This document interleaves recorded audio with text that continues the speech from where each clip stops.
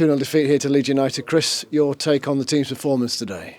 Yeah, we got done by the better side. They were better in all departments. From the off, they were more first balls, dropped on second balls, were sharper to everything. And as I've just said, by far and away the best team that we've played all season, head and shoulders. And that's no disrespect to the other teams that we've played.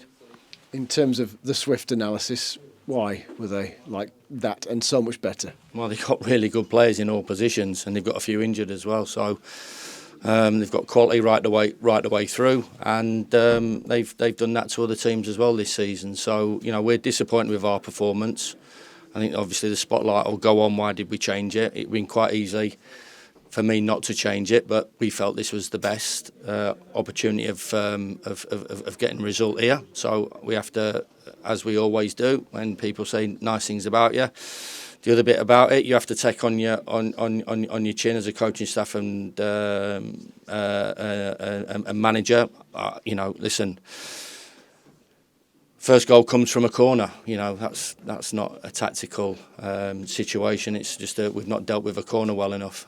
We gave the ball away cheaply, turned it over too cheaply. Never found a structure to play through them as we have done.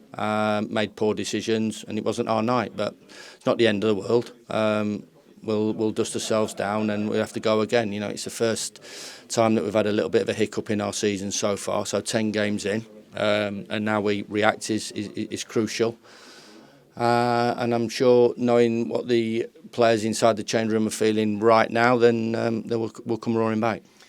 I suppose people will talk about the change and switching to a back three. Run us through your thought process. Why did you do it? At the top of the pitch. That's their game. So we looked. We've done heavy study of them tactically.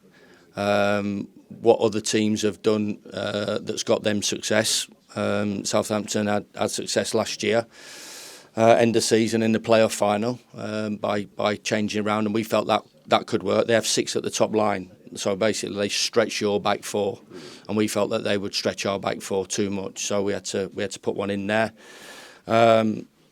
But for us, it was the other bit. When we turned it over, we just weren't good enough with the ball. So when you're not good enough with the ball and you keep turning it over and you make poor decisions, when you break it up, they're going to come back at you. So that's pretty simplistic way of putting it. They dominate possession. Their XG is better than anybody else. Their XG against is better than anybody else.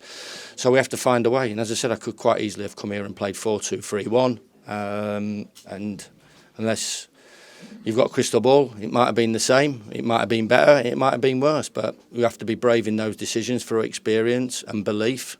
We got done for the first goal on a set play, and the second goal was a counter-attack. But saying that, they had the bigger chances, they had the better chances. We didn't really create enough. We never really knitted our game together, regardless of the formation.